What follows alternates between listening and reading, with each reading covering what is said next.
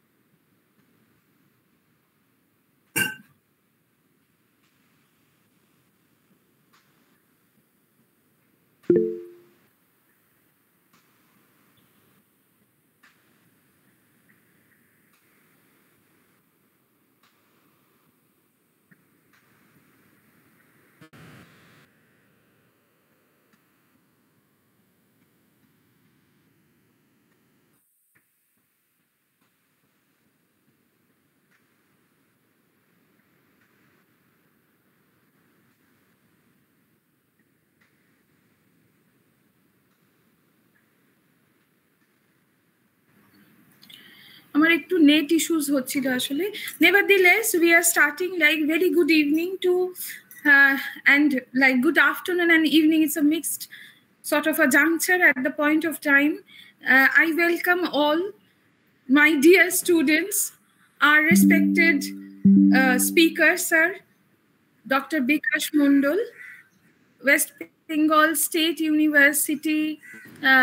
He's a faculty member of West Bengal State University, Department of Philosophy, Dr. Bikash Mondal. Sir, we are very, very happy to see you again on screen, and we'll be having such a new and nice and very interactive session on Rabindranath's concept of holistic education.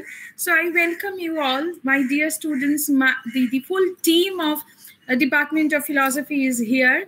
We have requested sir to deliver his lecture in Bengali so that the students be benefited by his lecture, because this is a special lecture for all students of Department of Philosophy, all semesters, and yes, other departments are also welcome. I do not know whether students of other departments or faculty members of other departments are here, so I welcome everyone again and again.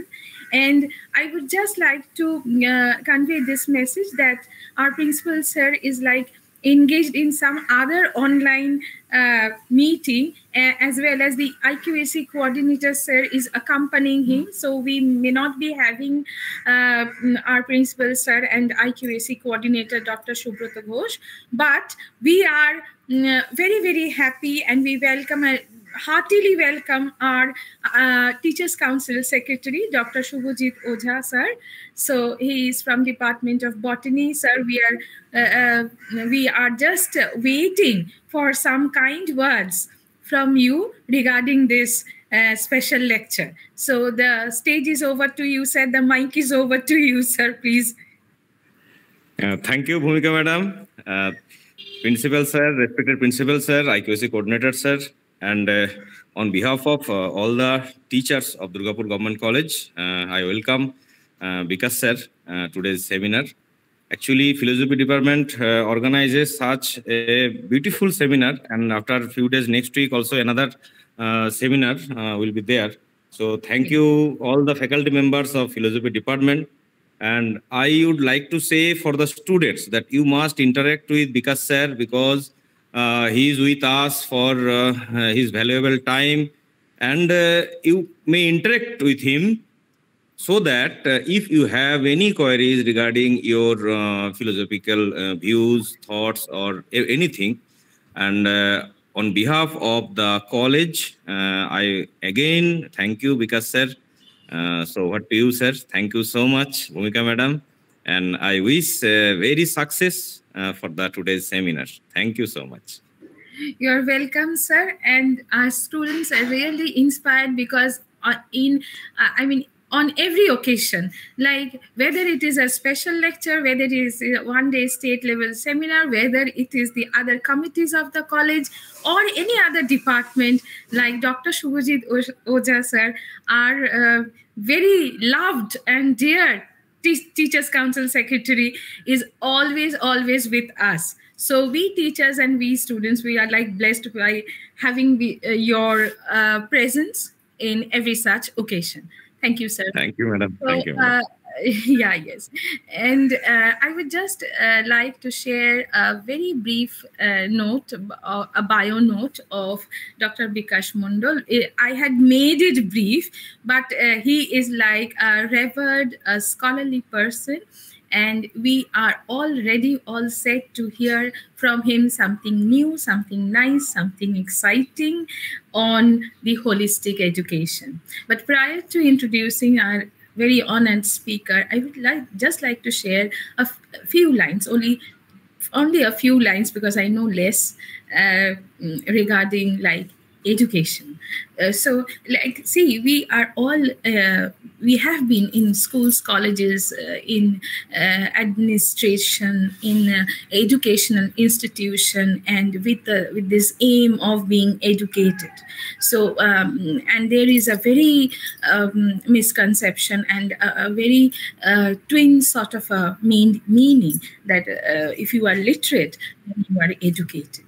So I know that there will be a very fine light being shared by Dr. Bikash Mondal, that what is literacy and what is education, perhaps. But yes, we have, see, on every field of our life, whether it is songs, it is poetry, whether it is philosophy, whether in the field of education, we have Rabindranath Tagore with us. And he is like that icon, that shining star, who will always throw light on the different aspects of our life.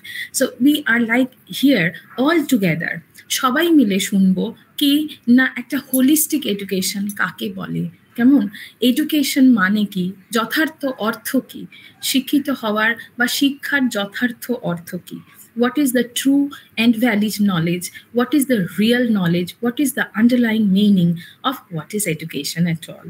So yes, Dr. Bikash Mondal, regarding him, as I have told, I have literally made his bio note shorter because it is long and long.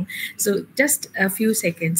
Dr. Bikash Mondal obtained his MPhil and PhD degree from the Department of Philosophy, Jadavpur University. We all know him who are from Jadavpur, like I, myself and Shalmuli madam, we know him in person.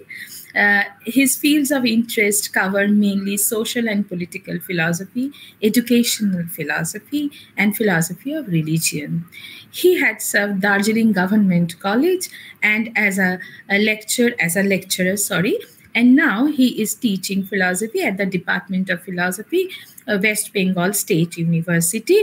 His recent publications, Dr. B.R. Ambedkar, Social Justice and Special Reference to Affirmative Action from Philosophical Paper Journal of the Department of Philosophy, University of North Bengal, and B.R. Ambedkar, Religious Views, A New Horizon of Humanism from Ravenshaw Journal of Philosophy, which is like world known. So over to you, Dr. Bikash Mondal, sir. We would like to hear from you now, and the stage is yours. The time is 40 minutes, sir. But after that, we'll be having a short and a brief interactive session. And then we'll wind up. Thank you, Bhumika ma'am. And also thanks to the Department of Philosophy, Durgapur Government College, and others faculty member and honorable principal and PIC. Now, I try to highlight my today's lecture that is divided into mainly 3 parts. Okay, আমি বাংলায় বলবো না, ভূমিকাদি বাংলায়। হ্যাঁ, তো আমার এই লেকচারটাকে আমি 3টে পর্যায়ে ভাগ করেছি। একটা ব্যাকগ্রাউন্ড আছে, কেন টেগোর তার এডুকেশনাল ফিলসফিটাকে ইন্ট্রোডিউস করতে চাইছেন। দ্বিতীয়ত হচ্ছে তার এডুকেশনাল থিওরিটা কি। আর তৃতীয় আমি যেটা করব, তার এডুকেশনাল ফিলসফিটাকে একটা ফিলসফিক্যাল রিফ্লেকশন দেওয়ার চেষ্টা করব। ঠিক আছে, তাহলে আমি শুরু করি প্রথম পর্যায়টা দিয়ে, যেটা হচ্ছে আমার আলোচনার প্রথম অংশ। এই অংশে আমি যেটা বলবো সেটা হচ্ছে যে টেগোর কেন হঠাৎ করে একটা এডুকেশনাল সিস্টেম লঞ্চ করতে গেলেন। ঠিক আছে, তাহলে আমাদের জানতে হবে যে টেগোরের পূর্বে যে প্রিভেলিং এডুকেশন সিস্টেম ছিল, তাহলে নিশ্চয়ই সেই প্রিভেলিং এডুকেশন সিস্টেম সম্বন্ধে কিছু গলদ ছিল বা কিছু প্রবলেমস ছিল, যেগুলোকে রেকটিফাই করার জন্য টেগোর একটা new system of education provide করছেন আমাদের মিন্স মানে ইন্ডিয়ার জন্য। টেগোর যখন তার এডুকেশনাল থিওরিটা তৈরি করছেন তখন আমরা ছিলাম পরাধীন। ঠিক আছে, আর টেগোরের আমি একটা হিস্টোরিক্যাল অ্যাকাউন্ট দেওয়ার চেষ্টা করব না, কম্প্রিহেন্সিভলি আমি টেগোরের যে এডুকেশনাল আইডিয়ালটা সেইটাকে জট ডাউন করে আমি পুরোটা একসঙ্গে বলার চেষ্টা করছি। তাহলে আমাদের যখন টেগোর এডুকেশনাল ফিলসফিটা স্টার্ট করছেন, তার আগে যে সিস্টেম অফ এডুকেশন ছিল সেই সিস্টেম অফ এডুকেশনটাকে আমরা ব্রিটিশ সিস্টেম অফ এডুকেশন বলে অভিহিত করে থাকি। তাহলে ব্রিটিশ সিস্টেম অফ এডুকেশনে কি কি সমস্যা ছিল যেটা টেগোর পয়েন্টেড আউট করেছিলেন, সেটাকে আমরা প্রথমে দেখে নিই যে কি কি প্রবলেম ছিল, যে প্রবলেমগুলোর জন্য সেই সিস্টেম অফ এডুকেশনটা আমাদের যে ইন্টারেস্ট বা পারপাস রয়েছে সেটাকে ফুলফিল করতে পারছিল না বলে টেগোর বিশ্বাস করতেন। ঠিক আছে, তাহলে এই প্রসঙ্গে একটা কথা বলে নিই যে যখনই কোনো একটা এডুকেশন সিস্টেম প্রোভাইড করা হয় বা এডুকেশনাল ফিলসফি প্রোভাইড করা হয়, তার মেন মোটিভটা থাকে যে সেই সিস্টেম অফ এডুকেশনটা যে দেশে বা যে জাতির জন্য নির্মাণ করা হচ্ছে সেই জাতির ইন্টারেস্টটাকে ফুলফিল করবে। এবার কনফ্লিক্টের জায়গাটা হচ্ছে যে আমরা আমাদের জন্য একটা এডুকেশন সিস্টেম তৈরি করিনি, আমরা এমন একটা এডুকেশন সিস্টেমের মধ্য দিয়ে যাচ্ছি, মানে আমি তৎকালীন সময়ের কথা বলছি, যে সময় কি হচ্ছে ব্রিটিশ ভারতবর্ষে পলিটিক্যাল পাওয়ার অকুপাই করে আছে। ঠিক আছে, এবার তারা যে সিস্টেম অফ এডুকেশনটা আমাদের দিচ্ছে, অবভিয়াসলি সেই সিস্টেম অফ এডুকেশনটা আমাদের পারপাস সলভ করবে না। সেইটা কার পারপাস সলভ করবে? ব্রিটিশের পারপাস সলভ করবে। টেগোর সেইটাই পয়েন্টেড আউট করেছেন মোটা দাগে। এবার এর অনেকগুলো ভেরিয়েশন আছে, মানে এই যে ব্রিটিশ সিস্টেম অফ এডুকেশনটা কোন কোন দিক থেকে প্রবলেমেটিক টেগোরের কাছে মনে হয়েছিল, সেগুলো আমি একটা করে বলছি। তারপর খুব মানে যেহেতু সময়টা খুব শর্ট, বিস্তারিত ব্যাখ্যা করার সুযোগ হবে না, সেই জন্য খুব সংক্ষেপে আমি সেইগুলো বলেছি। প্রথমত টেগোর এই ব্রিটিশ সিস্টেম অফ এডুকেশনটাকে যান্ত্রিক সিস্টেম অফ এডুকেশন বলে মনে করছেন, আমি বাংলা ইংলিশ মিশিয়েই বলছি। এবং দ্বিতীয়ত হচ্ছে এটা হচ্ছে সমাজ বিমুখ শিক্ষা, এটা হচ্ছে স্বাধীন চিন্তা বহির্ভূত শিক্ষা ভাবনা, পুঁথিগত শিক্ষা ভাবনা, আনন্দ বহির্ভূত শিক্ষা ভাবনা, শিক্ষার মাধ্যম ইংরাজি ভাষা, আধ্যাত্মিক শিক্ষার অভাব এবং এই শিক্ষা অগণতান্ত্রিক এবং শিক্ষার লক্ষ্য জীবনের মধ্যে সমন্বয়ের অভাব। এই পয়েন্টগুলো উনি তুলে ধরেছেন against British system of education. এবার যান্ত্রিক সিস্টেম অফ এডুকেশন কেন বলছেন? যে টেগোরের যে বক্তব্য বিষয়, টেগোর যেভাবে বুঝেছেন সেটা হচ্ছে যে এটা যান্ত্রিক কেন, যে এই শিক্ষাটা গ্রহণ করার মধ্যে আমাদের শিক্ষার্থীদের মধ্যে কোনো আনন্দের উদ্রেক হচ্ছে না।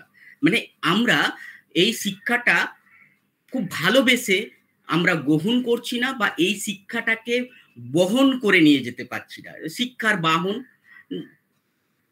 শিক্ষাটাকে আমরা বয়ে নিয়ে যাচ্ছি, শিক্ষাটাকে আমরা ভালোবেসে নিতে পারছি না, সেটা খুব মেকানিক্যালি আমাদের ওপর ইম্পোজড করা হয়েছে। এবং এই যে প্রত্যেকটা আইডিয়াস গুলো রয়েছে এইগুলো ওভারল্যাপিং, একটার সঙ্গে আরেকটা রিলেটেড, এবং একটা বলতে গেলে অন্যটা এসে যাবে। যে এই যে শিক্ষাটার মধ্যে আনন্দ না পাওয়া, তার অন্যতম কারণ হচ্ছে এই শিক্ষা ভাবনাটার যে মাধ্যম, সেই মাধ্যমটা কোনো ভার্নাকুলার ল্যাঙ্গুয়েজে দেওয়া হচ্ছে না। এইটা বা এই শিক্ষাটা প্রোভাইড করা হচ্ছে থ্রু ইংলিশ ল্যাঙ্গুয়েজ। মাতৃভাষার মধ্যে শিক্ষা, মাতৃভাষার মাধ্যমে শিক্ষাটা দেওয়া হচ্ছে না। এবং মাতৃভাষার মধ্য দিয়ে যে শিক্ষা আমরা লাভ করে থাকি, টেগোর আর্গিউ করছেন রিপিটেডলি যে সেই শিক্ষাটা আমাদের কাছে অনেক বেশি সাবলীল হয়।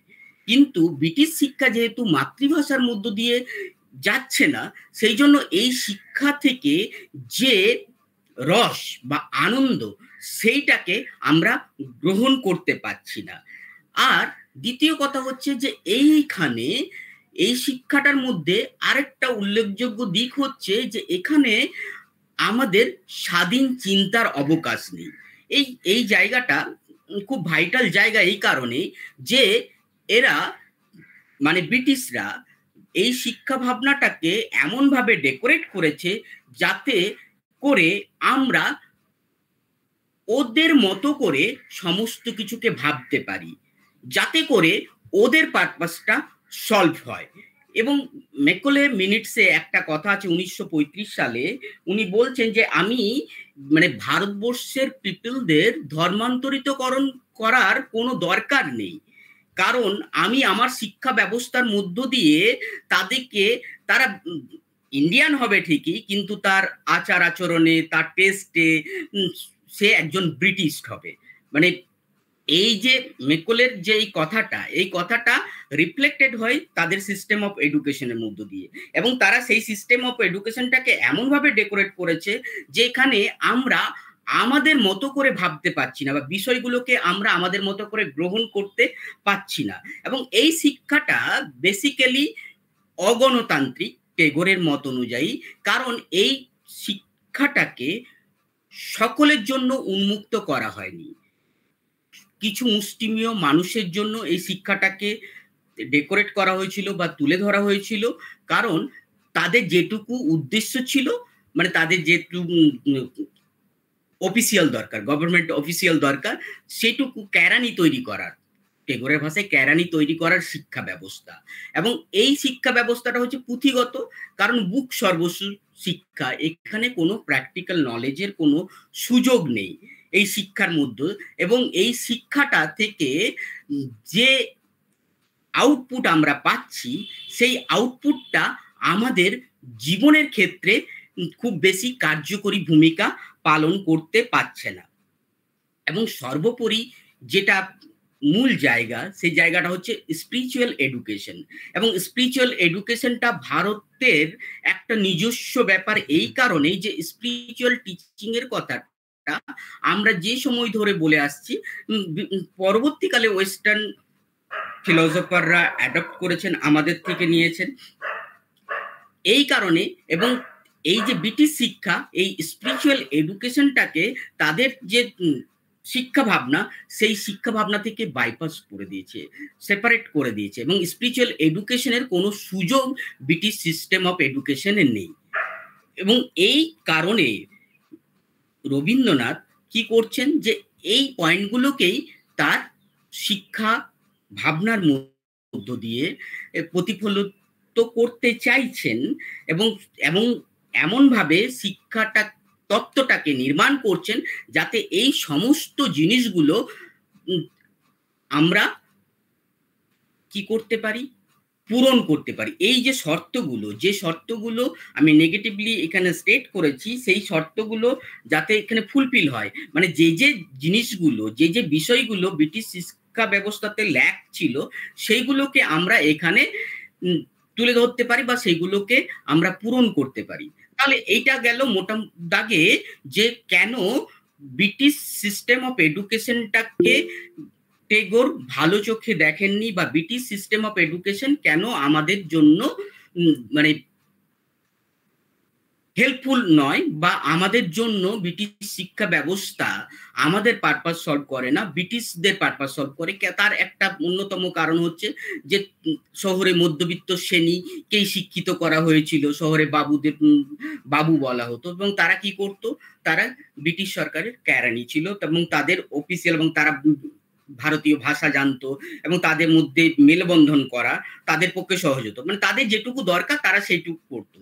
কিন্তু একটা সার্বিক জাতিকে গড়ে তোলার জন্য যে শিক্ষা দরকার, সেই শিক্ষাটা কিন্তু ব্রিটিশ সিস্টেম অফ এডুকেশন কখনো তুলে ধরতে পারেনি। এবার এই জায়গাগুলো খুব স্বাভাবিকভাবেই টেগোরের শিক্ষা ভাবনার মধ্যে আসবে। তাহলে টেগোরের যে শিক্ষা ভাবনার লক্ষ্য কি? টেগোর শিক্ষার লক্ষ্যটাকে দুটো ভাগে ভাগ করেছেন। আমি প্রথম পর্যায়টা শেষ করলাম যে কেন টেগোর ব্রিটিশ সিস্টেম অফ এডুকেশনটাকে রিজেক্ট করেছেন, এবং একটা দেশীয় সিস্টেম অফ এডুকেশনকে তুলে ধরতে চাইছেন, এবং যে শিক্ষা ব্যবস্থাটা বা যে সিস্টেম অফ এডুকেশনটা আমাদের পারপাস সলভ করবে। এবং সর্বপ্রথমই হচ্ছে, যেহেতু আমাদের সাধারণত এটা মনে করা হয় যে ভারতবর্ষ হচ্ছে একটা স্পিরিচুয়াল কান্ট্রি, তাহলে সেই জায়গাটা সেন্টার থাকবে শিক্ষা ভাবনার মধ্যে। এবং টেগোর ও একই কাজটা করছেন, এবং সমসাময়িক যে সমস্ত থিঙ্কাররা ছিলেন সবাই কিন্তু সেই সময় একটা জাতীয় শিক্ষা ব্যবস্থা গড়ে তোলার প্রচেষ্টা চালিয়ে যাচ্ছেন। তার মধ্যে গান্ধীজি আছেন, শ্রী অরবিন্দ আছেন, এবং টেগোর আছেন, এবং মোটা দাগে, এবং এই মুভমেন্টটা বাংলা থেকে শুরু হচ্ছে। এবার তাহলে আমরা চলে যাই যে আমি কোনো আদার্স থিঙ্কার্সদের সঙ্গে কম্পারিজনের কোনো সুযোগ নেই যে তাদের ভাবনার মধ্যে কোথায় মিল বা অমিল রয়েছে। এবার টেগোরের যেটা মূল জায়গা, সেই জায়গাটা হচ্ছে যে আমি বললাম যে শিক্ষার লক্ষ্য কি। শিক্ষার লক্ষ্যটাকে টেগোর দুভাগে ভাগ করেছেন। একটা হচ্ছে মুখ্য লক্ষ্য, একটা হচ্ছে গৌণ লক্ষ্য। গৌণ লক্ষ্য বলতে আমরা বুঝে থাকি যে এই যে চাকরি পাবো, বা পড়াশোনা করে ব্যবসা করব, বা আমার জীবিকা নির্বাহের যে উপায়, সেটাই শিক্ষার একটা লক্ষ্য। কিন্তু এই লক্ষ্যটাই একমাত্র লক্ষ্য নয়, এই লক্ষ্যটা জীবনের জন্য, জীবন পরিচালনার জন্য দরকার।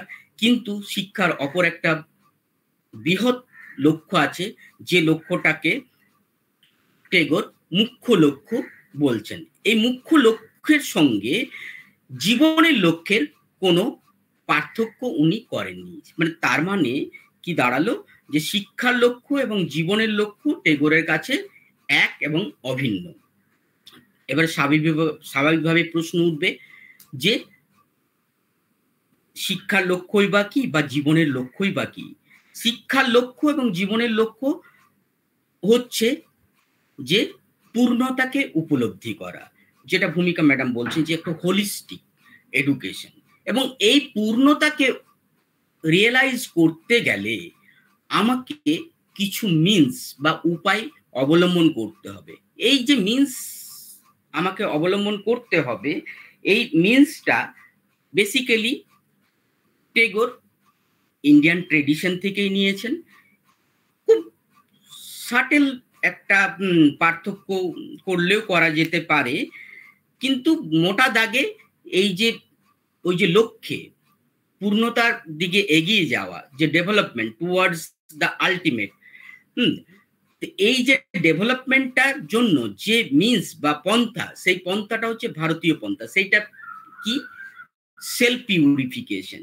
এবং এই সেলফ পিউরিফিকেশনটাকে আমরা টেগোরের আলোচনার মধ্যে বিভিন্ন জায়গাতে ছোট আমি বড় আমি পাই। মানে বেসিক্যালি এখানে যে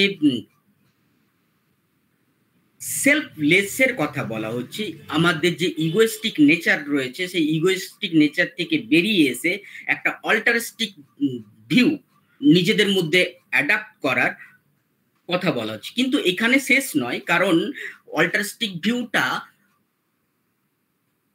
মধ্যেও একটা লিমিটেশন থাকে। টেগোর তার থেকেও আরেকটু উপরের লেভেলে যাওয়ার কথা বলছেন, যেখানে আমরা যেটাকে অদ্বৈত বেদান্তে যেটাকে আমরা বলি যে ব্রহ্মকে রিয়েলাইজ করা, যে ব্রহ্মের যে স্বরূপ সেই স্বরূপটাকে নিজের মধ্যে আত্মস্থ করা। ঠিক আছে, তাহলে এইটাই হচ্ছে আলটিমেট গোল, যে ব্রহ্মের যে স্বরূপ সেই স্বরূপটাকে রিয়েলাইজ করা, বা সেটা কিভাবে আসবে, সেই রিয়েলাইজেশনটা কিভাবে পসিবল হবে, সেলফ পিউরিফিকেশনের মধ্য দিয়ে। এবং সেই সেলফ পিউরিফিকেশনটা কিন্তু আমাদের ট্রেডিশনাল যে ওয়ে অফ সেলফ পিউরিফিকেশন, সেই সেলফ পিউরিফিকেশন থেকে টেগোর ওয়ে অফ সেলফ পিউরিফিকেশনটা টু সাম এক্সটেন্ট ডিফারেন্ট। কেন বলছি? কারণ এই কারণে বলছি যে আমাদের ট্রেডিশনে সেলফ পিউরিফিকেশনের সঙ্গে একটা অন্য আইডিয়া রয়েছে, যে আইডিয়াটা হচ্ছে কি ডিটাচমেন্ট। কিন্তু টেগোরের ফিলসফিতে সেই আইডিয়াটা কিন্তু ডিটাচমেন্ট নয়, অ্যাটাচমেন্ট। এইখানেই পার্থক্যের জায়গাটা, যে উনি বারবার বলছেন যে ব্যক্তি চেতনার সঙ্গে বিশ্ব চেতনার মিলন, এইটাই বা কিভাবে এইটা সম্ভবপর হবে, এবং এইটাকে সামনে রেখেই তার সমস্ত ফিলসফিক্যাল যে আইডিয়াস গুলো সেইগুলো বিল্ড আপ হয়েছে, যে বিশ্ব চেতনার সঙ্গে ব্যক্তি চেতনার মিলন। এবং এই মিলনটা বেসিক্যালি এইটাকে টেগোরের ইন্টারপ্রিটেশন, বেসিক্যালি আমার মনে হয়েছে যে এইটা একটা অদ্বৈত ভাবনা, শঙ্করের অদ্বৈত ভাবনার একটা রিফ্লেকশন বলতে পারি, বা টেগোরস ইন্টারপ্রিটেশন অফ অদ্বৈত ফিলসফি। তো এই যে বিশ্ব চেতনা, কারণ আমার মধ্যে সকলকে দেখা, বিশ্বকে দেখা, আমি যে বিশ্ব থেকে আলাদা নই, স্বতন্ত্র নই, এই বোধটাকে জাগ্রত করা, এই বোধে রিচ করাটাই হচ্ছে জীবনের অন্তিম লক্ষ্য। এবং এই লক্ষ্যটা কিন্তু শিক্ষারও লক্ষ্য। এবং একই সঙ্গে আরেকটা কথা বলে নিই এই প্রসঙ্গে, সেটা হচ্ছে যে শিক্ষাটা হচ্ছে মিনস, শিক্ষা কিন্তু ইটসেলফ গোল নয়। শিক্ষার মধ্য দিয়ে আমরা অনেক কিছু অ্যাচিভ করতে চাই, এবং এইখানে আমাদের যে এটা স্পিরিচুয়াল গোল বা রিলিজিয়াস গোল বলতে পারি, রিলিজিয়াসটাকে আমি খুব এই সেন্সে নিচ্ছি, মানে কমন পয়েন্ট অফ ভিউ থেকে রিলিজিয়াস শব্দটাকে ইউজ করছি, কারণ অন্য প্রসঙ্গে যদি সুযোগ পাই বলবো, কারণ ডিউর যে কনসেপ্ট আছে রিলিজিয়াস আর রিলিজিয়ান, সেখান থেকে কিন্তু আলাদা হয়ে যাবে। মানে ডিউইর ভাবনা থেকে, রিলিজিয়াসের ভাবনা থেকে আলাদা করার জন্যই আমি বললাম যে কমন পিপলের যে দৃষ্টিভঙ্গি রিলিজিয়ান সম্বন্ধে, সেই সেন্সে এটাকে রিলিজিয়াস বললাম। যে এই রিলিজিয়াস বললাম এই কারণে যে ওই লক্ষ্যটাকে বোধ, এই যে চেতনা যে সকলের সঙ্গে আমি এক, সকলের থেকে আমি আলাদা নই, এটা হচ্ছে একটা অদ্বৈতবাদী চেতনা। এটা নিয়ে তো কোনো ডাউট নেই, আমরা যারা দর্শনের স্টুডেন্ট বা যারা দর্শন চর্চা করেন তারা সকলেই বুঝতে পারছেন যে এটা মানে টেগোরের উপর মানে অদ্বৈতবাদী বেদান্তের একটা ইনফ্লুয়েন্স কাজ করছে। এবং সেই জায়গা থেকে, এবং একই সঙ্গে আমি পরে আসবো যে অন্য যে সমস্ত আমাদের কাল্ট রয়েছে বা আরো রিলিজিয়াস গ্রুপ রয়েছে, সেইগুলোর কথাও কিন্তু টেগোর তার ফিলসফিক্যাল ডিসকাশনে বারবার নিয়ে এসছেন। বুদ্ধিজমের কথা নিয়ে এসছেন, জৈনিজমের কথা নিয়ে এসছেন। তো এইগুলো নিয়ে আসছেন মানে উনি বেসিক্যালি ইন্ডিয়ার যে কালচারাল হেরিটেজ সেটাকে তার সিস্টেম অফ এডুকেশনের মধ্যে রিফ্লেক্ট করতে যাচ্ছেন। এখন যে এনইপি, ন্যাশনাল এডুকেশনাল পলিসি, যেটা নিয়ে অজস্র বিতর্ক দেখা দিচ্ছে, বা অনেকে এটাকে পজিটিভলি অ্যাকসেপ্ট করছে, অনেকে ক্রিটিসাইজ করছেন, কিন্তু মানে যেটা ভাবনা, ফিলসফিক্যাল যে পয়েন্ট অফ ভিউ, যে জাতীয় যে শিক্ষা, সেই জাতীয় শিক্ষাটা জাতিকে রিপ্রেজেন্ট করবে। কিন্তু ব্রিটিশ সিস্টেম অফ এডুকেশন ব্রিটিশদের রিপ্রেজেন্ট করেছে, আমাদের রিপ্রেজেন্ট করেনি। মানে ওই বিতর্কে আমি যাচ্ছি না, কিন্তু ওই যে বললাম যে বোধের শিক্ষা, আর শিক্ষাটা ওই যে আগে বলেছিলাম যে ব্রিটিশ শিক্ষা হচ্ছে পুঁথিগত বিদ্যা, পুঁথিগত বিদ্যার শিক্ষা। উনি পুঁথিগত বিদ্যার শিক্ষা চাইনি। উনি তাহলে ওনার কাছে শিক্ষার অর্থ কি, যে হচ্ছে আন্ডারস্ট্যান্ডিং বা বোধ বা চেতনা, চেতনার উত্তরণ ঘটানো। এই চেতনার উত্তরণ ঘটাতে গিয়ে উনি আমাদের অনেকগুলো অনেক প্রসঙ্গে অনেক জায়গাতে অনেক রকম কথা বলেছেন, কিন্তু যে সেন্ট্রাল আইডিয়া হচ্ছে তার যে এডুকেশনাল থিওরি, সেটা হচ্ছে যে ওই অদ্বৈতবোধ, ইনফাইনাইটকে রিয়েলাইজ করা, এবং এই যে রিয়েলাইজেশনটা পসিবল হবে মনে করেছেন টেগোর এডুকেশনের মধ্য দিয়ে। এবং এখানে একটা মজার ব্যাপার হচ্ছে যে রিলিজিয়াস এডুকেশন আর মডার্ন সিস্টেম অফ এডুকেশন বা মডার্ন এডুকেশন, যেটা সায়েন্টিফিক বেসড এডুকেশন বলে আমরা বুঝতে চাইছি, মানে দুটোর মধ্যে উনি কিন্তু মেলবন্ধন ঘটাতে চেয়েছেন তার সিস্টেম অফ এডুকেশনে। কারণ বিশ্বভারতী যখন শুরুর দিকে যখন তৈরি হয় তখন একটা প্রাথমিক বিদ্যালয় ছিল, পরবর্তীকালে সেটা হায়ার এডুকেশনের পর্যায়ে উপনীত হয়, এবং সেখানে আমরা দেখেছি বা দেখব যে অজস্র ভাবনা রয়েছে যেখানে শিক্ষার মিলনের কথা বলা হচ্ছে। শিক্ষার মিলন মানে হচ্ছে যে টেগোর ভারতীয় সংস্কৃতি থেকে উদ্বুদ্ধ যে শিক্ষা, সেই শিক্ষাটাকে তার শিক্ষা ভাবনায় জায়গা দিচ্ছেন ঠিকই, কিন্তু একই সঙ্গে কিন্তু বিশ্বে বা আদার্স ওয়ার্ল্ডে যে সমস্ত শিক্ষা গড়ে উঠছে বা তৈরি হয়েছে, সেই শিক্ষাটাকে কখনো নেগলেক্ট করছেন না বা সেই শিক্ষাটাকে বাইপাস করে দিচ্ছেন না। তিনি কি বলছেন যে শিক্ষার মিলন ঘটানো দরকার, প্রাচ্য এবং পাশ্চাত্য শিক্ষার মিলনের দরকার। শুধু প্রাচ্য দিয়ে হবে না বা শুধু পাশ্চাত্য দিয়ে হবে না, বা প্রাচ্যের শিক্ষাই শ্রেষ্ঠ শিক্ষা, পাশ্চাত্যের শিক্ষা হচ্ছে নিকৃষ্ট, এমনটা উনি বলছেন না। দুটোকে প্যারালাল জায়গাতে রাখছেন এবং উনি বলছেন যে শিক্ষার্থীদের মধ্যে সেটাকে তুলে ধরছেন এবং শিক্ষার্থীরা সেটাকে বিচার করবে যে কি কোন শিক্ষাটা ভালো, কোনটা গ্রহণযোগ্য বা কোনটা গ্রহণযোগ্য নয়, এবং এই জায়গাটাকে টেগোর শিক্ষার্থীদের মাধ্যমে তুলে ধরছেন। এটা একটা দিক। এবং আরেকটা যে পয়েন্ট হচ্ছে যে ওই যে সার্বিক এডুকেশন, এবং ওই যে বললাম যে ওই আলটিমেট গোল আছে যেটা হচ্ছে ওই চরম সত্তাকে উপলব্ধি করা, এবং এই চরম সত্তাকে উপলব্ধি করতে গেলে তার কিছু প্রি কন্ডিশনস রয়েছে। সেই প্রি কন্ডিশনগুলো কি কি, যে কিছু ইন্ডিভিজুয়ালিস্টিক ডেভেলপমেন্ট দরকার। কি কি development? Say physical development, mental development, intellectual development and aesthetics development. মোটা দাগে যে এই ডেভেলপমেন্টগুলোর কথা টেগোর বলেছেন যে এই সমস্ত দিক থেকে যদি ইন্ডিভিজুয়াল ডেভেলপ হতে পারেন, তাহলে পরে ওইরকম একটা গোলকে রিচ করাটা তার পক্ষে সম্ভবপর হবে। এবার আমি যেটা বলতে চাচ্ছিলাম যে প্রাচ্য এবং পাশ্চাত্যের যে শিক্ষা, এই যে দুটো শিক্ষার মধ্যে একটা মেলবন্ধন ঘটাতে হবে, এবং সেই কারণে আমরা দেখেছি যে উনি বিশ্ব পরিচয় বলে একটা বই লিখেছেন। সেখানে বিভিন্ন সায়েন্সের বইগুলো এবং যেগুলোকে বাংলায় অনুবাদ করছেন শিক্ষার্থীদের মধ্যে, সেইগুলোকে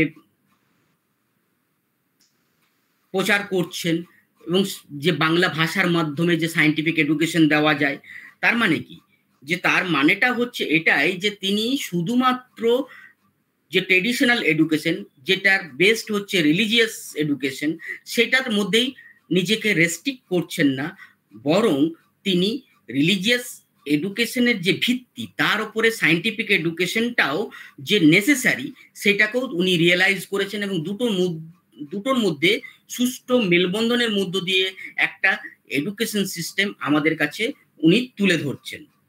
তাহলে মোটা দাগে আমি যেটা বলতে চাইছিলাম সেটা হচ্ছে যে টেগোরের যে সিস্টেম অফ এডুকেশন, সেই সিস্টেম অফ এডুকেশনটা একটা ইন্ডিভিজুয়ালের কে পরিপূর্ণ করে তোলার পক্ষে যথেষ্ট, কারণ বাস্তবত সেটা সম্ভব কিনা বলা সম্ভব নয়, কিন্তু থিওরিটিক্যালি আইডিয়ালি টেগোর যে সিস্টেম অফ এডুকেশন বা যে এডুকেশনাল যে আইডিয়াল আমাদের কাছে তুলে ধরেছেন সেটা হচ্ছে একজন ইন্ডিভিজুয়ালের হোলিস্টিক ডেভেলপমেন্ট। এই হোলিস্টিক ডেভেলপমেন্টটা রিচ করার জন্য এবং সেটাকে জীবনে প্রতিষ্ঠা করার জন্য তিনি শান্তিনিকেতন বোলপুরে বিশ্বভারতী স্থাপন করেছিলেন। আমরা সবাই জানি এইগুলো, এই ফ্যাক্টগুলো বলে তো লাভ নেই। তো এইটা দিয়ে এইটা হচ্ছে একটা আসপেক্ট। আরেকটা আসপেক্ট হচ্ছে যে সেলফ সাফিসিয়েন্সি। এই যে জায়গাটা, যে দেশ স্বাধীন হবে, আজ হোক কাল হোক দেশ স্বাধীন হবে, কিন্তু তারপর দেশ কিভাবে সাস্টেন করবে এটা টেগোর ভাবছেন, এবং সেই জন্য তিনি শিক্ষাটাকে এমনভাবে নির্মাণ করতে চাইছেন যে শিক্ষাটা হবে সেলফ সাফিসিয়েন্ট শিক্ষা। সেলফ সাফিসিয়েন্ট মানে হচ্ছে যে শিক্ষাটা শুধুমাত্র আমার জীবিকা নির্বাহের সুযোগ করে দেবে এমন নয়, বরং আমরা এখন খুব শুনতে পাচ্ছি যে আমি চাকরি করব কেন, আমরা চাকরি প্রোভাইড করব। এই যে সেলফ সাফিসিয়েন্সি বা আত্মনির্ভরতা, সেলফ ডিপেন্ডেন্সি, এই জায়গাটাতে উনি জোর দিচ্ছেন এবং যে ভিলেজগুলোকে রিকনস্ট্রাক্ট করার চেষ্টা করছেন এবং এবং সমবায়ের মধ্য দিয়ে চাষাবাদের কথা বলছেন, এবং এর মধ্য দিয়ে কি করতে চাইছেন উনি বেসিক্যালি ওই ফিলসফিটাকে ফুলফিল করতে চাইছেন যেন আমাদের যে কনসেপ্ট অফ স্বরাজ যে কনসেপ্টটা তার এডুকেশনাল আইডিয়াসের সঙ্গে সম্পৃক্ত, এই কারণেই কারণ আমরা রিয়েল সেন্সে স্বরাজকে রিয়েলাইজ করতে পারবো না যদি আমরা সেলফ সাফিসিয়েন্ট না হই।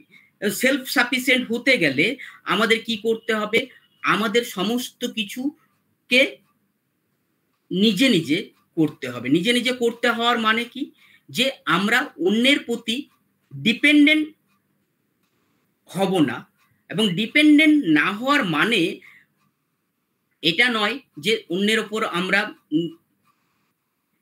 কি করব না, অন্যের ওপর আমরা নির্ভরশীল হব না এই সেন্সে যে অন্যরা আমাদের ডমিনেট করবে।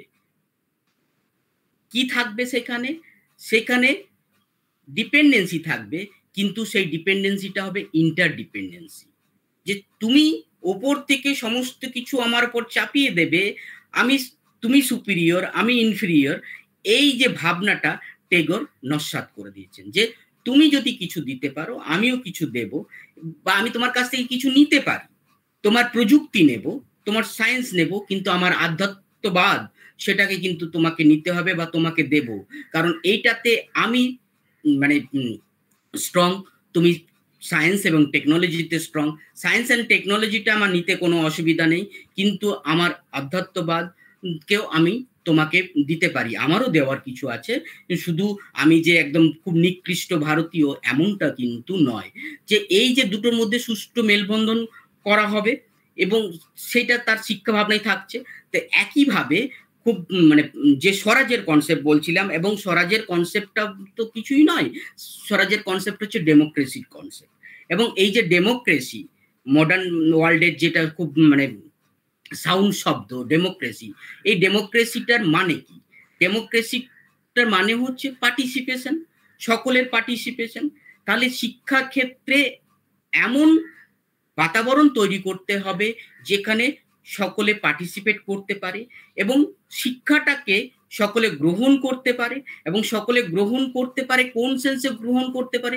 শিক্ষা তো একটা ব্যয় সাপেক্ষ জিনিস, তাহলে শিক্ষাটাকে যদি গ্রহণ করতে পয়সা লাগবে, এবং এই পয়সাটা আসবে কোথা থেকে?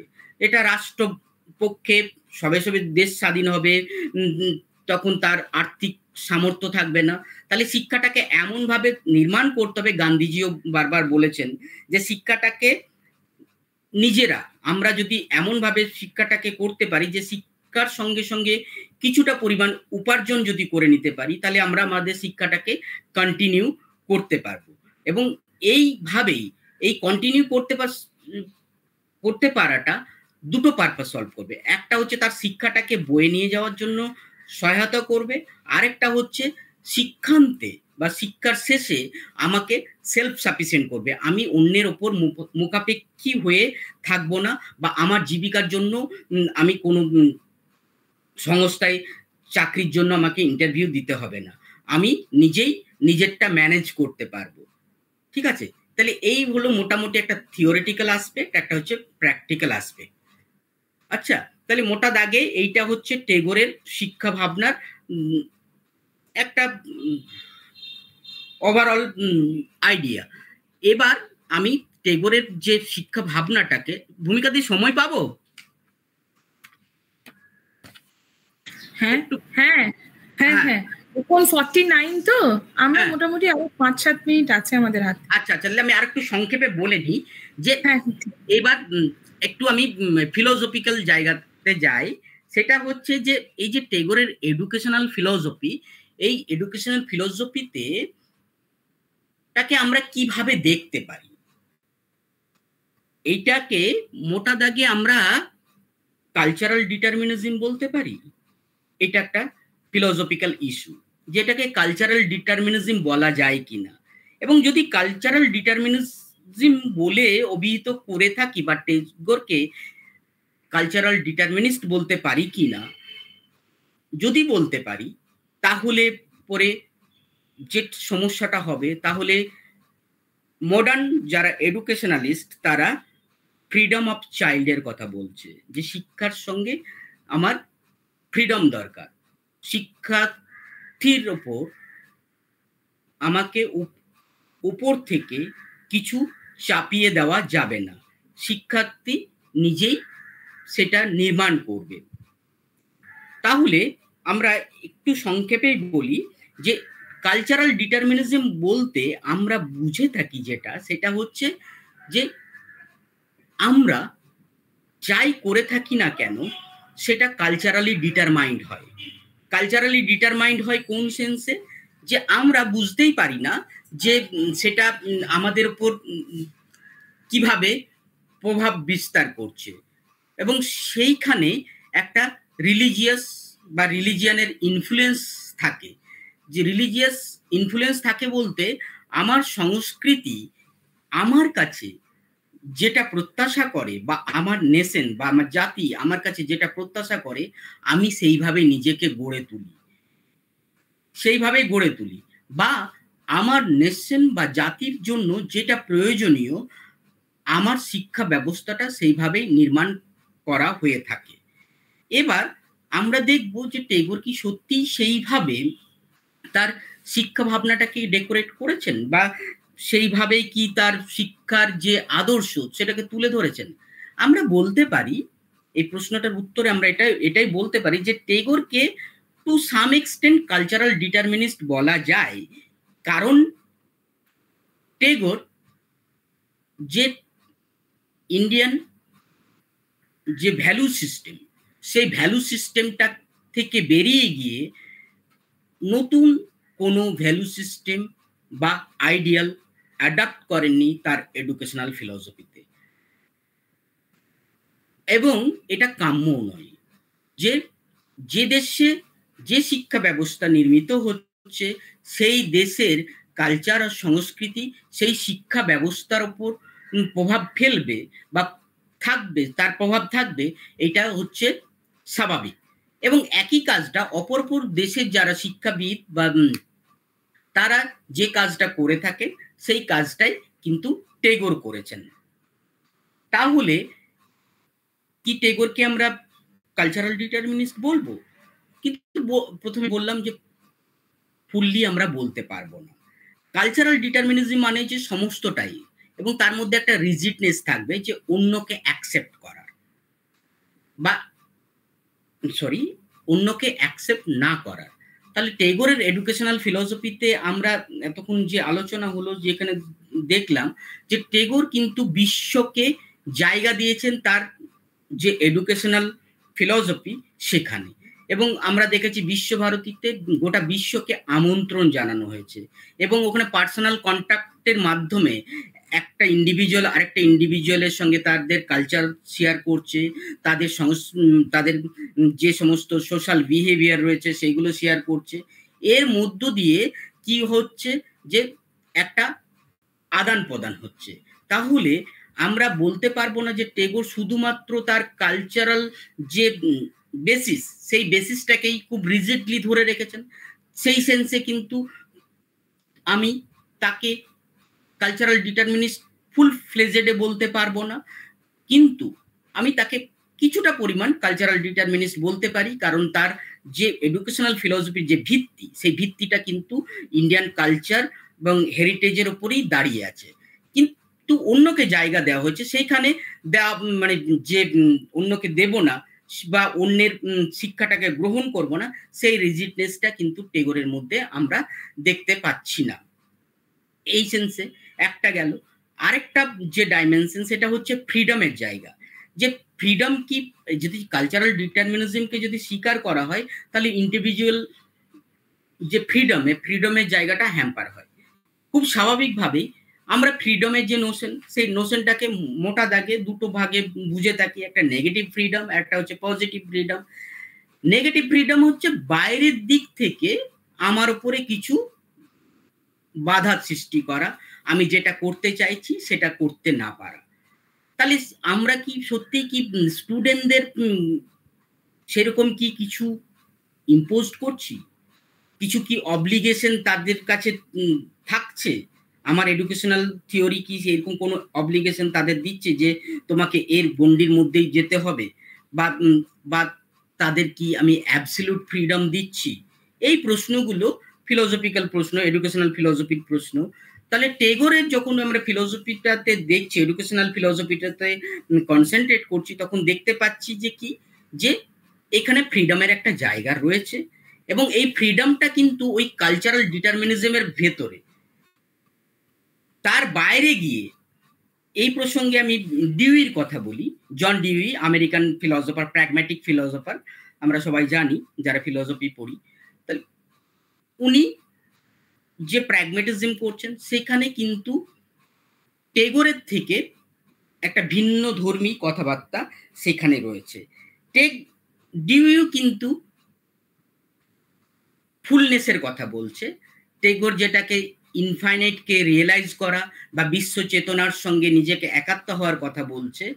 দুটো কনোটেশন আমার মনে হয়েছে ভিন্ন নয়, এক।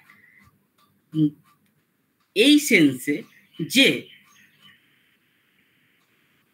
টেগোর দুটো ওয়ার্ল্ডের কথা বলেছেন। একটা হচ্ছে মানে বিশ্বাস করেন আমাদের যে ফিলোসফিতে যে এপিয়ারেন্স এবং রিয়েলিটি, কিন্তু টেগোরের কাছে এপিয়ারেন্সটা কিন্তু রিয়েলিটি থেকে ভিন্ন নয়। রিয়েলিটি, এই এপিয়ারেন্সটা হচ্ছে রিয়েলিটির ম্যানিফেস্টেশন, ঠিক আছে? তাহলে কিন্তু ডিউই কি করবেন? ডিউই কিন্তু ওই রকম এপিয়ারেন্স এবং রিয়েলিটির যে ডাইকোটমি, সেই ডাইকোটমিটা স্বীকার করবেন না, এবং তিনি কি বলবেন?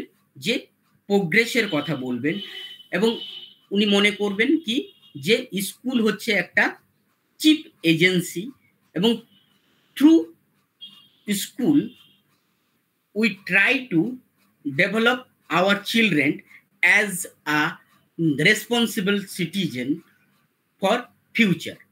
এটা ডিউই বক্তব্য বিষয়, এবং এখানে কোনো ফিক্সড গোল নেই এডুকেশনে তাদের কাছে, প্র্যাগম্যাটিস্টদের কাছে। আমরা মোটা দাগে কিন্তু টেগোরকে আইডিয়ালিস্টই বলবো, কারণ টেগোর একটা গোলের কথা বলছে, শিক্ষার একটা সার্টেন গোল আছে যেটা ফিক্সড, কিন্তু ডিউর কাছে কিন্তু কোনো ফিক্সড গোল নেই, এবং জীবনের বিভিন্ন চলার পথেই আমার শিক্ষার গোলগুলো নির্মিত হবে, যখন যেমন আমার কাছে পরিস্থিতি আসবে, এবং সেটা কিভাবে হবে, এক্সপিরিয়েন্স করার মধ্য দিয়ে, এবং এক্সপিরিয়েন্সগুলোকে কন্টিনিউয়াসলি রিভাইজ করার মধ্য দিয়ে আমার জীবনের গোলগুলো পরিবর্তিত হতে থাকবে। এবং এই সেন্সে প্র্যাগম্যাটিস্টদের কাছে কোনো নির্দিষ্ট গোল নেই। এইটা হচ্ছে মোটা দাগে দুটোর মধ্যে পার্থক্য। তাহলে আমরা যে প্রশ্নটা তুলেছিলাম যে ফ্রিডম আছে, আমরা দেখব যে টেগোর কি করেছেন। টেগোর 5 থেকে 7 বছর বয়স পর্যন্ত ছেলেদের মধ্যে কোনো কারিকুলাম ইম্পোজ করেননি। বলেছেন 5 থেকে 7 বছর পর্যন্ত তারা ওই পুকুরে ঝাঁপ দেবে, গাছে চড়বে, তাদের যা খুশি করবে। মানে এই যে কারিকুলামের যে আইডিয়াটাই হচ্ছে এমন যে সেইখানে মানে আমার একটা ডিটারমিনিজমের জায়গা থেকে যায়। কারণ কারিকুলামটা স্টুডেন্টরা বা চিলড্রেনরা চুজ করে না। এই সেন্সে যে কারিকুলামটা ইটসেলফ হচ্ছে একটা ডিটারমিনিস্টিক ভিউ পয়েন্ট বলতে পারি।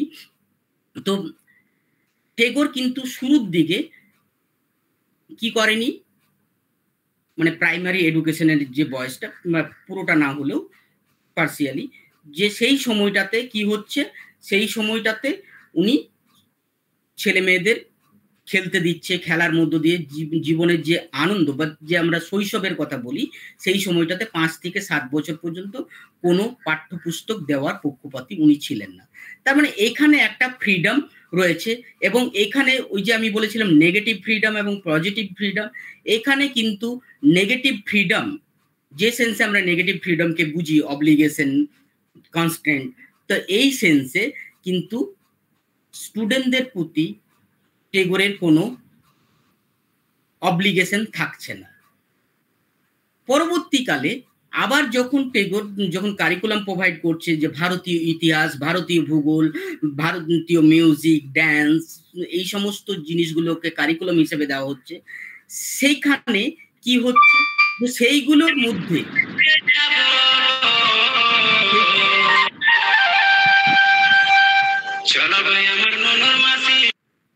হ্যাঁ, তো সেই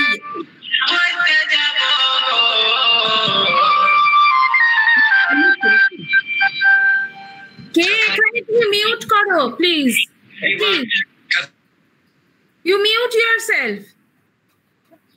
তুমি কি স্টুডেন্ট, তুমি এরকম কি এটা কেউ করে এরকম?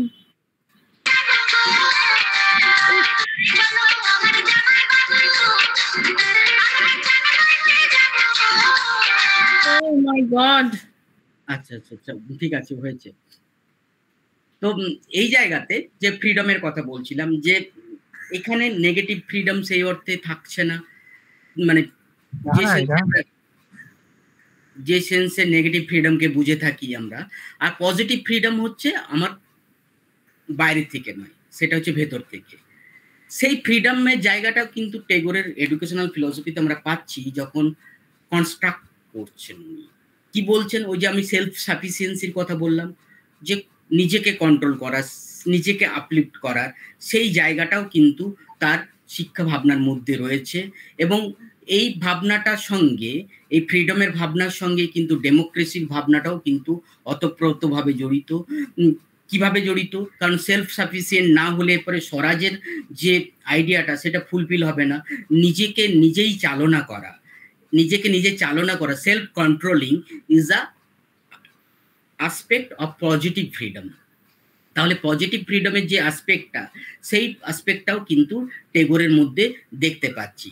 তাহলে আমি কনক্লুডিং পার্টে যেটুকু ছোট্ট একটা কথাতে একটা রিমার্কের মধ্য দিয়ে শেষ করি, যে টেগোরকে আমরা কিছুটা হলেও কালচারাল ডিটারমিনিস্ট বলতে পারি, কারণ তার শিক্ষা ভাবনার মধ্যে কালচারের যথেষ্ট প্রভাব রয়েছে। কিন্তু কালচারের প্রভাব থাকলেও কালচারটাকে বেস করে তিনি অপর কালচারকে অপর শিক্ষাকে গ্রহণ করেছেন, বা নিজস্ব যে শিক্ষা ভাবনা, সেই শিক্ষা ভাবনার সঙ্গে অপর যে শিক্ষা ভাবনা রয়েছে তার একটা কম্পারেটিভ স্টাডি করার সুযোগ দিয়েছেন শিক্ষার্থীদের। সেই সেন্সে কিন্তু উনি ফুললি কালচারাল ডিটারমিনিস্ট বলে বিবেচিত হবেন না। এবং একই সঙ্গে আরেকটা প্রসঙ্গ আমি নিয়ে এসেছিলাম, সেটা হচ্ছে ফ্রিডমের প্রসঙ্গ। এবং ফ্রিডমটা কিছুটা পরিমাণ আছে, কিন্তু ফুললি বা অ্যাবসলিউট ফ্রিডম কিন্তু নেই, এই সেন্সে নেই। কারণ স্টুডেন্টদের কারিকুলাম চুজ করার কোনো স্বাধীনতা নেই, এবং ওই যে ফ্রেমওয়ার্ক রয়েছে সেই ফ্রেমওয়ার্কের মধ্যে যতটুকু স্বাধীনতা দেওয়া হয়েছে সেইটুকু স্বাধীনতা, মানে গ্রামের দিকে যারা গ্রামে বড় হয়েছে, যে দুষ্টু গরুগুলোকে কি করে, একটা করে গলাতে একটা বড় কাঠ বেঁধে দেয়, দড়ি দিয়ে দেয়, দিয়ে ও যেতে পারে অনেক, কত দূর যেতে পারে, মানে ও খাবার সংগ্রহ করতে করতে অনেক দূর গেল, কিন্তু তার বাইরে আর যেতে পারে না। সেরকম ওই যে আইডিয়ালিস্টিক ফ্রেমওয়ার্কের মধ্যে ইন্ডিভিজুয়ালকে ততটুকুই ফ্রিডম দেওয়া হয়েছে, যতটুকু ফ্রিডম তার ওই সিস্টেমের জন্য যতটা রিকোয়ার্ড ততটুকুই, বা তার মানে ওইরকম প্র্যাগম্যাটিস্টদের মতো টোটালি ডিনাই করে ওইরকম একটা ফ্রিডমের কথা কিন্তু টেগোর বলবেন না। আবার ডিউইর সঙ্গে টেগোরের যে সিমিলার জায়গাটা, সেটা কিন্তু ডিউই এবং টেগোর দুজনেই কিন্তু এডুকেশনকে মিনস মনে করছেন, এবং দুজনেই চিফ এজেন্সি মনে করছেন যে শিক্ষাটা, এবং শিক্ষার মধ্য দিয়েই যে ব্যক্তির অগ্রগতি এবং সামাজিক অগ্রগতি পসিবল সেটা বলছেন। কিন্তু টেগোর ওই ট্রান্সেন্ডেন্টাল রিয়েলিটিতে বিশ্বাস করছেন, কিন্তু ডিউই ট্রান্সেন্ডেন্টাল রিয়েলিটিতে বিশ্বাস করছেন না। ডিউইর কাছে যে জায়গাটা মুখ্য সেটা হচ্ছে এই জীবনে, এই ওয়ার্ল্ডেই আমার আলটিমেট পারফেকশন। টেগোরও সেটাই বলছেন, কিন্তু শুধুমাত্র ওই একটা অ্যাপ্রোচের ডিফারেন্স। বেসিক্যালি প্র্যাগম্যাটিস্টদের সঙ্গে টেগোর যে ফিলসফিটা নির্মাণ করছেন সেটাকে আইডিয়ালিস্ট বলা হচ্ছে, ওরকম ট্রান্সেন্ডেন্টাল একটা রিয়েলিটিকে স্বীকার করার জন্য, কিন্তু প্র্যাগম্যাটিস্ট হিসাবে ডিউই যেটাকে বলছেন ওরকম ট্রান্সেন্ডেন্টাল রিয়েলিটিটাকে ডিনাই করছেন। সেই সেন্সে আমি বলছি টেগোরের এডুকেশনাল ফিলসফিটাকে আমরা দুভাবেই দেখতে পারি, একটা ডিটারমিনিস্টিক অ্যাপ্রোচও রয়েছে, আর একটা আমার প্রোগ্রেসিভ অ্যাপ্রোচও রয়েছে। এখানে শেষ করলাম। এবার স্টুডেন্টদের যদি কিছু জিজ্ঞাসা থাকে বা প্রশ্ন থাকে আলোচনা করা যাক। হ্যাঁ, অনেক ধন্যবাদ, অনেক অশেষ ধন্যবাদ ডক্টর বিকাশ মণ্ডলকে। স্যার, আপনি ভীষণ সুন্দর করে, সহজ করে, একদম বোঝার মতন স্টুডেন্টদের করে আপনি প্রায় পুরোটাই আমাদের এত কম সময়ের মধ্যে সুন্দর করে গুছিয়ে বলেছেন। আমার স্টুডেন্টদের ভালো লেগেছে নিশ্চয়ই, আমি জানি, কেননা আমি এটা বুঝতে পারছি যে এটা সম্পূর্ণ স্টুডেন্ট ফ্রেন্ডলি করে এই উপস্থাপনা, ফলত ওদের বুঝতে কিছু অসুবিধা হয়নি। নিশ্চয়ই প্রশ্ন অনেক আছে, তবে আমার তরফ থেকে আমি বলছি স্যার, যে আমার কোথাও মানে এই পুরো আলোচনাটা শুনে আমার যেটা মনে হলো সেটা হচ্ছে যে রবীন্দ্রনাথ ঠাকুর আমাদের যেটা দিতে চেয়েছেন সেটা হচ্ছে কন্ট্রোল রেস্ট্রেইনমেন্ট। আমি আমার যে পরিচিতি সেটা আমি বাড়াবো, আমার বৃত্ত আমি বাড়াবো, কিন্তু সেখানে আমি মাথা নিচু করে বা নিজেকে বিক্রি করে, নিজের আত্মসম্মানকে হানি করে আমি কিন্তু কোনো কিছু এমন কাজ করব না জীবনে, এবং সেটা শিক্ষার মাধ্যম দিয়েই আসবে।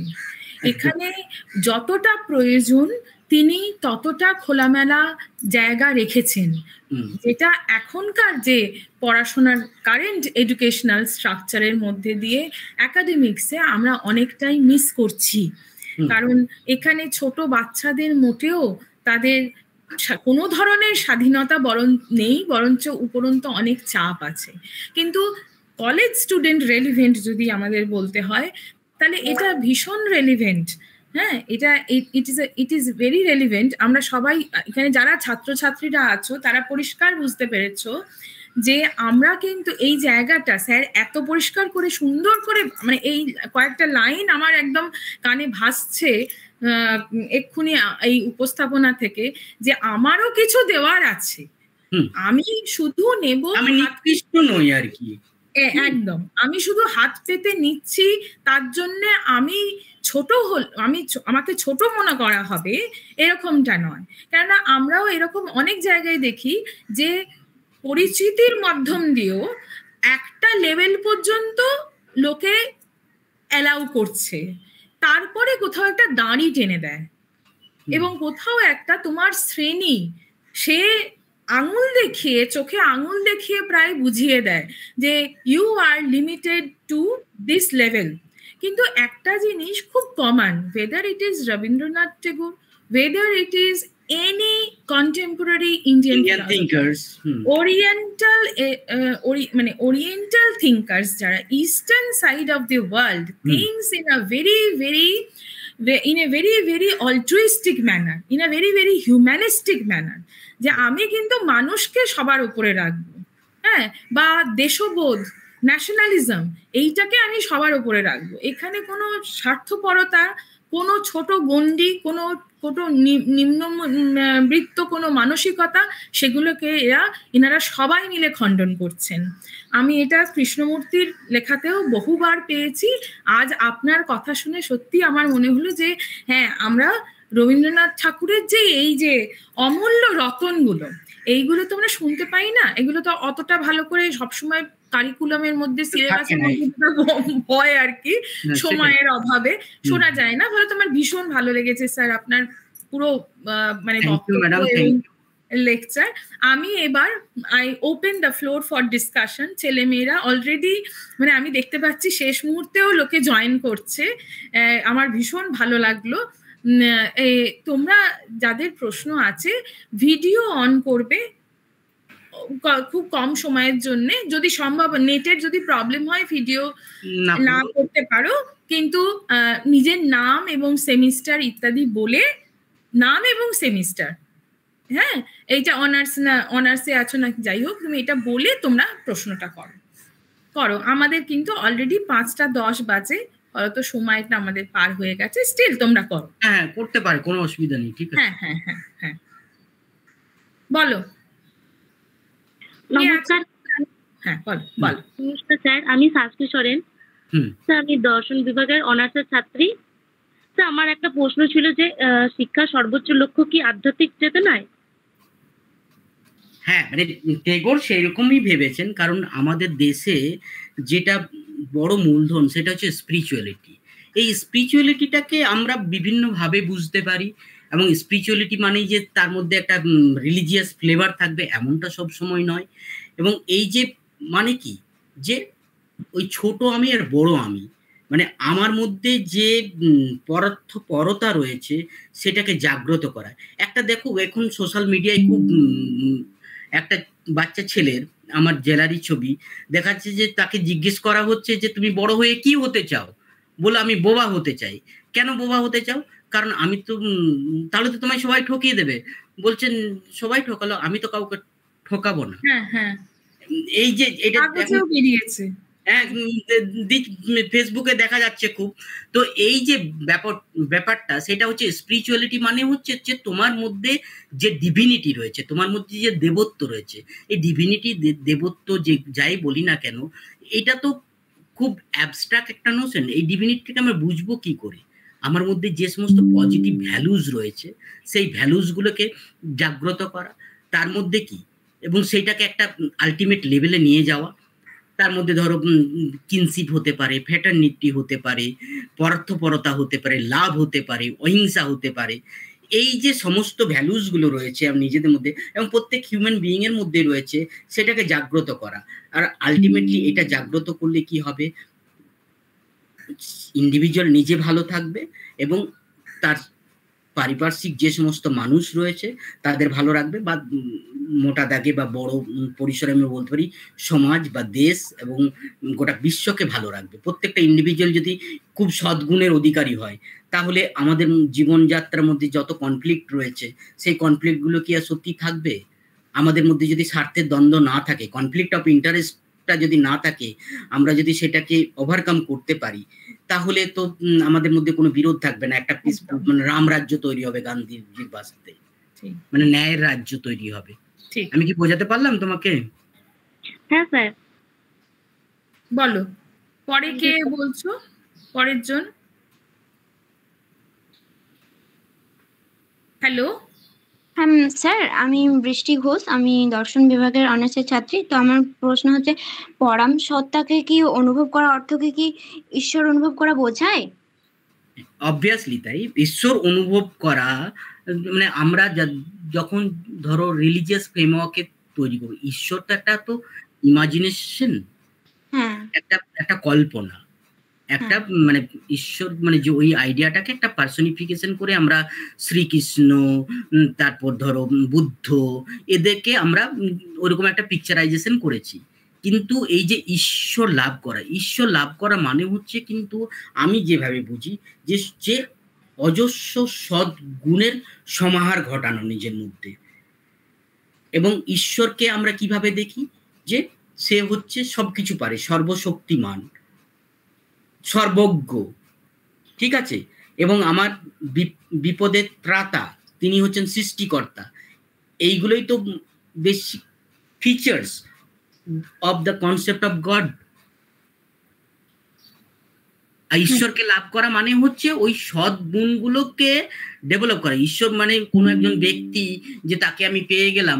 দেখবে ব্রহ্মের যে বলেছে, ব্রহ্মের যে ডেফিনেশন দেওয়া হয় সেখানে কি বলা হয়, অবাং মনস গোচর, মানে তাকে মানে ব্রহ্মকে কি বলা হয়, নিরাকার, তার কোনো আকার নেই। মানে এটা হচ্ছে পুরো রিয়েলাইজেশনের ব্যাপার, যে আমি কখন বুঝতে পারবো যে আমি ওর থেকে আলাদা নয়, এক। দেখো, কোনো একটা নেগেটিভ ঘটনা যদি আমার বাড়ির কারুর কাছে ঘটে, সেটা আমাকে যে যাতনা দেয়, বাইরের কোনো কিছু লোকের কোনো কিছু দুর্ঘটনা ঘটলে কিছুটা নিকট আত্মীয়ের কিছু হলে আমাকে যে যন্ত্রণা দেয়, তেমনটা নয়।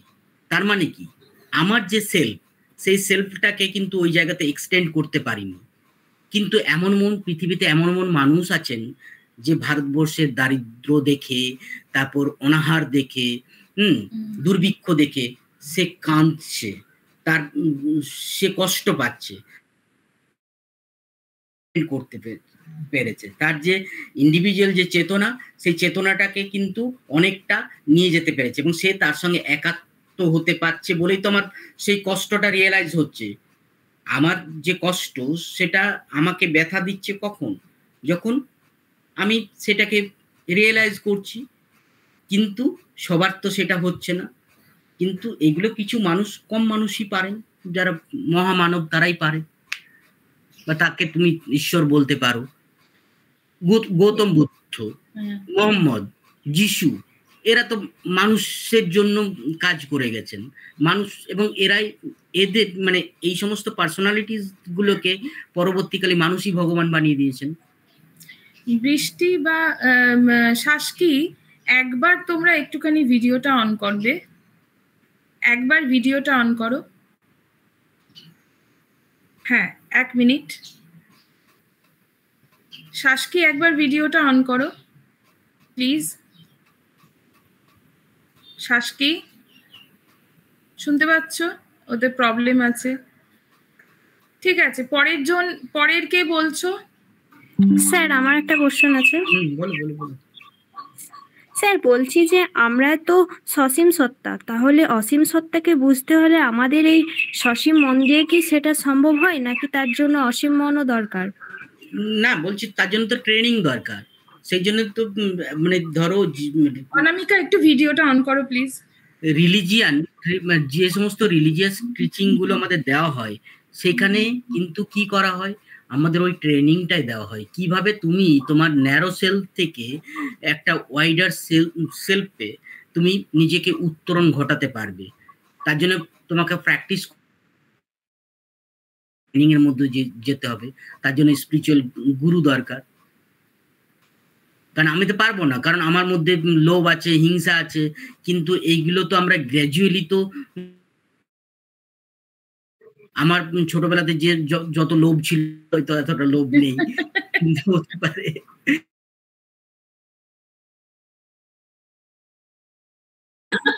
রিলিজিয়ান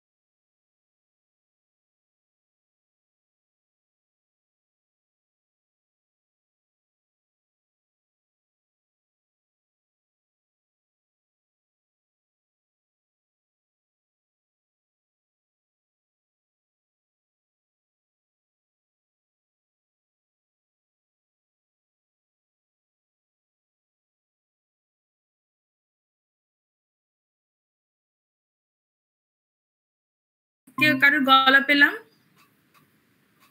না? আচ্ছা, তাহলে আমরা এইখানে মোটামুটি আমাদের স্পেশাল লেকচার, আজকের অনলাইন স্পেশাল লেকচার আমরা শেষ করছি। আমি সবার শেষে হলেও মানে প্রথম থেকেই আমি যদিও বলেছি, তবে সবার শেষে হলেও আমি একটা থ্যাঙ্কস গিভিং আমাদের থাকে, আমাদের একটা থ্যাঙ্কস গিভিং একটা এক ধরনের কনভেনশন যেটা আমরা দিই, যেটা আমরা বলি। তবে আমরা সবাই আমাদের কলেজটাকে আমরা বলি DGC family, Durgapur government college একটা ফ্যামিলির মতন। এবং সর্বোচ্চ জায়গায় হয়তো পদের দিক দিয়ে দেখতে গেলে আমাদের প্রিন্সিপাল স্যার আছেন, এবং সেখানে তিনি এত বেশি রকম উৎসাহী আমাদের সাথে, এত সব সময় তিনি এমনভাবে থাকেন, মানে সবকিছুতে তিনি ভীষণ রকমের সাহায্য করেন। খুব শর্ট নোটিসেও কিছু বললে স্যার কখনো না বলেন না। আমার অসংখ্য ধন্যবাদ আমার সমস্ত ডিপার্টমেন্টাল কলিগসদের তরফ থেকে। আমি আমাদের প্রিন্সিপাল স্যার ডক্টর দেবনাথ পালিত স্যারকে আমি কোটি কোটি ধন্যবাদ দিচ্ছি, কেননা বহু বছর ধরে আমি এটা দেখছি। এবং আমাদের teachers council secretary sir doctor Subhajit Ojha, তিনিও যে কোনো সময় আমাদের যে কোনো সাহায্য ইত্যাদি, একাডেমিক্স হোক বা স্টুডেন্টদের কোনো প্রবলেম হোক বা টিচারদের কোনো সমস্যা হোক, তিনি সবসময় কাছে থাকেন। এই ধরনের সেমিনার, অনলাইন লেকচার ইত্যাদি সবেতে উনি থাকেন, প্রেজেন্ট থাকেন। IQAC coordinator sir doctor Subrata Ghosh, তিনিও অসম্ভব রকমের উৎসাহী মানুষ, তিনি আমাদের সঙ্গে থাকেন। এবং আমার যে কালিগসরা, তাদের প্রত্যেককে আমি অসংখ্য ধন্যবাদ দিচ্ছি। তারা আমার পাশে না থাকলে তো আমি কোনো ধরনের এইভাবে স্টুডেন্টদের জন্য কোনো ইভেন্ট ইত্যাদি অর্গানাইজ করতে পারতাম না। সবার শেষে এবং বিরাট বড় করে আমি প্রত্যেকটা সেমিস্টারের honours programme, undergraduate, even আমার জেনারিক স্টুডেন্টসদের আমি অসংখ্য ধন্যবাদ দিচ্ছি। ছেলেমেয়েরা তোমাদের যখন বলা হয়, সে বিকেল 4টের সময় হোক, দুপুরবেলা 2টোর সময় হোক, 12টার সময় হোক, কিন্তু তোমাদের জন্যই সবটা তৈরি করা। দেখো এই স্পেশাল অনলাইন স্পেশাল লেকচারে আমরা ভীষণ কিছু একটা গূঢ় এরকমটা নয়, তবে ভীষণ রকম মনকে ছুঁয়ে যাওয়া অনেক কথা আমরা শুনলাম। আর আমি বিশ্বাস করি যে ডক্টর বিকাশ মণ্ডল স্যার, আপনাকে আমরা পরে